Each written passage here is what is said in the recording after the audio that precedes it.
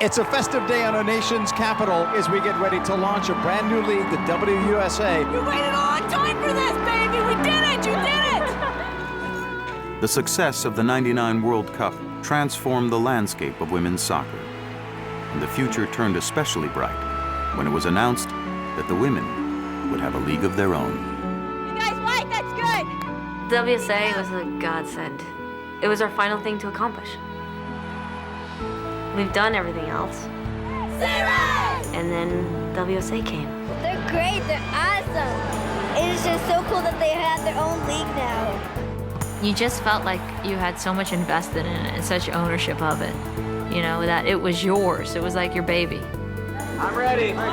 While the WUSA was opening up job opportunities to professional players, the national team continued to represent their country on soccer's international stage.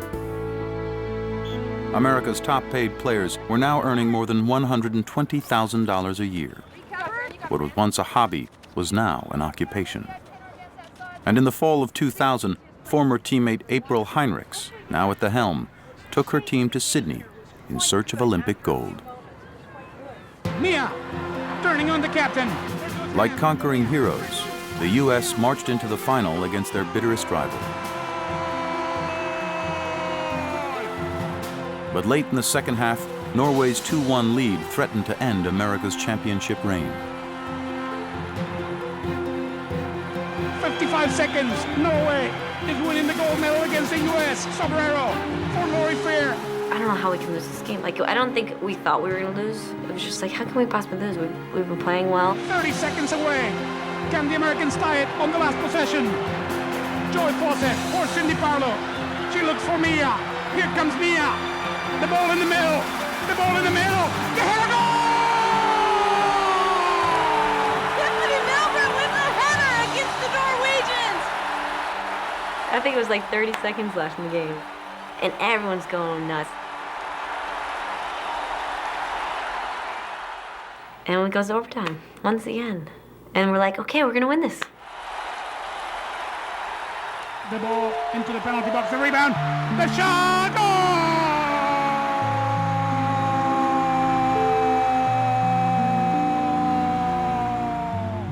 If you look at the game of soccer, decisions are made by the referee. There's no replay. There's referees that miss offsides. Handball!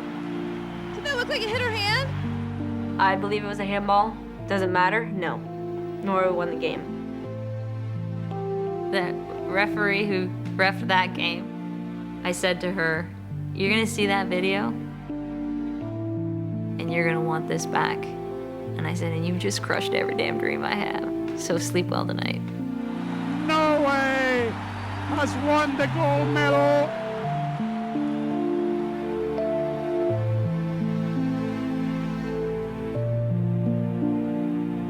If the American defeat weren't heartbreaking enough, Carla Overbeck would join Michelle Akers in retirement. Gone now were all the old-timers, except for 5. Together since their first World Cup in 1991, the quintet would come to be known as the 91ers. But as accomplished as they had been, they suddenly found themselves under scrutiny as the 2003 World Cup approached. There was talk about some of the players are getting older. Do not let them back in this game. Do not let them back in, come on. Some of the players that were picked for the World Cup team maybe shouldn't have been picked. I had written some of that. I had suspected some of that there was, they'd passed their sell-by date. And if I'd have been a player, I probably would have hung it up after 99, go out on top. Of all the things we've done over the years, I did not want that to be the headline. But another headline proved far more devastating. One that dealt a blow to aspiring female soccer players everywhere. I'm sitting in our hotel room getting ready to go to a World Cup practice. I have to tell the team that the league's been suspended, that we no longer have a league. It was awful. The WUSA had succumbed to low ratings, sparse ticket sales, and a lack of big-time corporate sponsorship. Its demise was announced within days of the 2003 World Cup. In difficult times, this team comes even closer together, and we're going to use this to motivate us. As the women dealt with the loss of their league, the 2003 World Cup faced its own adversity. The 2003 World Cup was a strange World Cup, starting with why it was even held in the United States in the first place. It was supposed to be held in China, and of course the SARS epidemic prevented it from being played there. The U.S. was the only nation, in my opinion, that could have hosted a tournament like this on short notice. Everything sort of conspired against this event because it was held in September and October, which is the busiest time of the year for the U.S. sporting landscape. Okay, here we go. Starting against Nigeria in our 4-4-2. U.S. soccer almost looked at it as, you know, a lose-lose situation because they would always be compared to '99 and it would never live up to '99.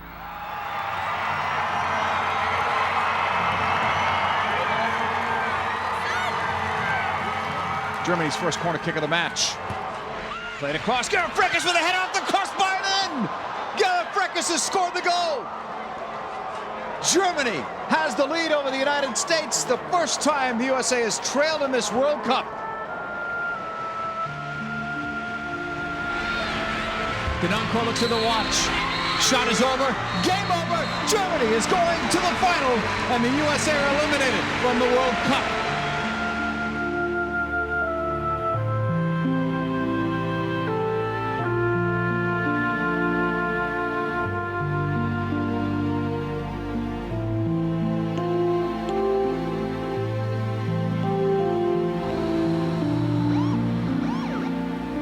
This team, these players, they didn't want to go out with 2 losses. People would always say, well, they had 99, but they lost the 2 tournaments after that. They're competitors. They don't want to leave on that note.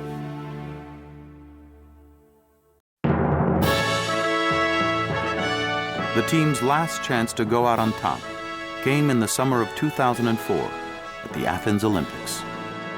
The Games turned into a tribute to the leaders. Here we are, and we're getting paid, and these women have provided it for us. I get to do something that I love with all of my heart and play soccer for a living. We, as a younger generation, wanted to send them out on top.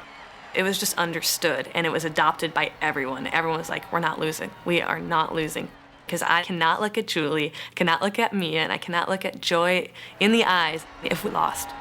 And I know everyone else would say the same thing. It meant everything. I told my husband Ian, I said, honey, I'm just warning you, and I was serious. I am gonna be a bitch for the next 40 years of my life if I don't win this. I said, we have got to do this. Brazil was the final obstacle in the team's path to the gold medal. Laid it across, going to save, rebound, goal! The Americans had beaten the upstart Brazilians in the first round, but now they were faltering against the team's younger and faster legs. We got shelled a little bit. They were hitting the crossbar, they were hitting the post. Loose ball in the box, and the USA are fortunate. But we stayed together as a team, and no one got down on themselves. No one was like, come on, like, you're not playing well. It's like, come on, we can do this, we can do this. Brazil could end up beating them here tonight and winning a gold medal. This is anyone's game. Right now it's a toss-up. The 2 teams battled their way into a second overtime. Christine Lilligan drives it. Far side. Headed by Wambach. And Wambach has scored! USA leads! This is for them. This is for the 91ers. Even in moments of, you know, you actually score the winning goal of a gold medal game, even in those moments, they deserve it. Because what my life is like now is it's completely due to them. USA fans are up on their feet, sensing goal, with time running out. Sent in the corner, that's it. USA have won the gold medal.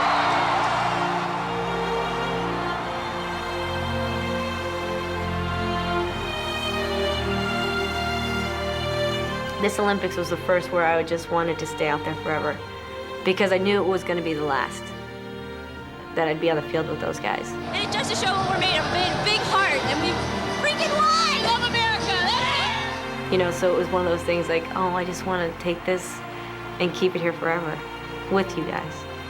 There was closure, you know? It was like, I can go away. I can leave this and feel so good about it. I'm not gonna think back and go, if we'd only changed this and if we'd done this, and it was like, okay, it's time. Have you ever felt this way before? A couple times. But we're gonna enjoy this. The old bags are gonna enjoy it.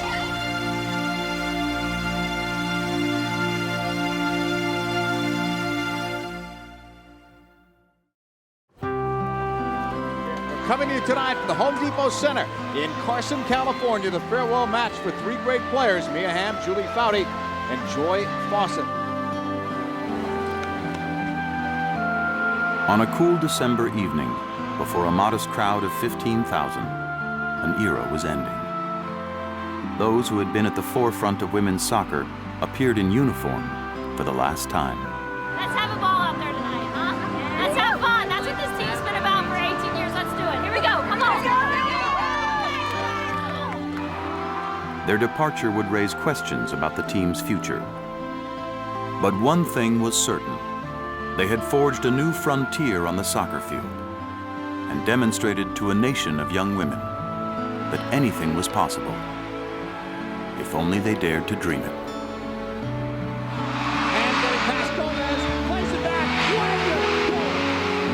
They're the epitome of what this whole sport has grown to be. They are the pioneers. They are the women who started a professional league. They're the women who played in front of 90,000 people. They're the women who have won more World Cups. And what impresses me most is how they've done it and how normal and real they are.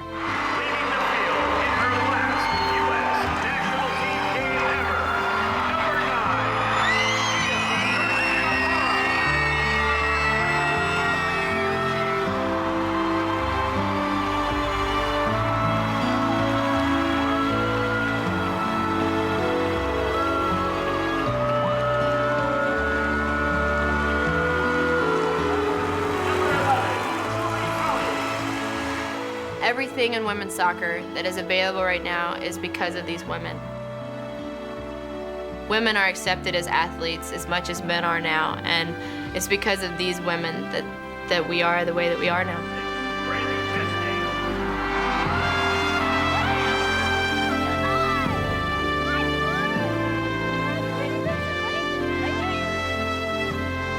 This team throughout the years has been tremendous with their understanding and their responsibility to, especially the young girls out there. We were them not so long ago, searching for something and looking for that confidence to fulfill whatever your dream may be. If you want to be that doctor or that lawyer, or just great at what it is you're doing, don't ever let anybody tell you you can't do something.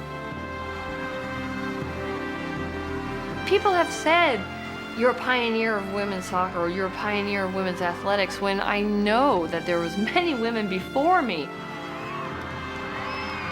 We're not the first, and we surely won't be the last, but I think we've had an important impact on our culture.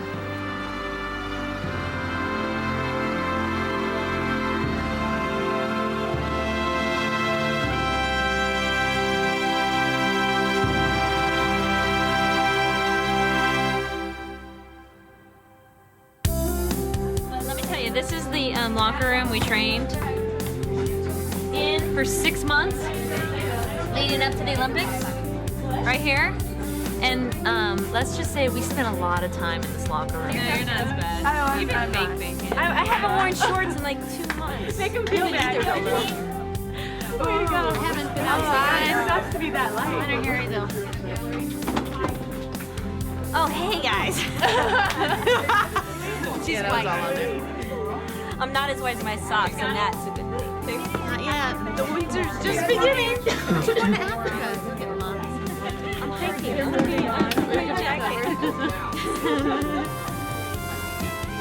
Go ahead and take up the whole front of the shoe, Julie, just in case nobody else is signed. I'm most important. You want that pen or this pen? Shut up. I don't really want her autograph. I just want to make her feel included. You guys feel like a married couple for real.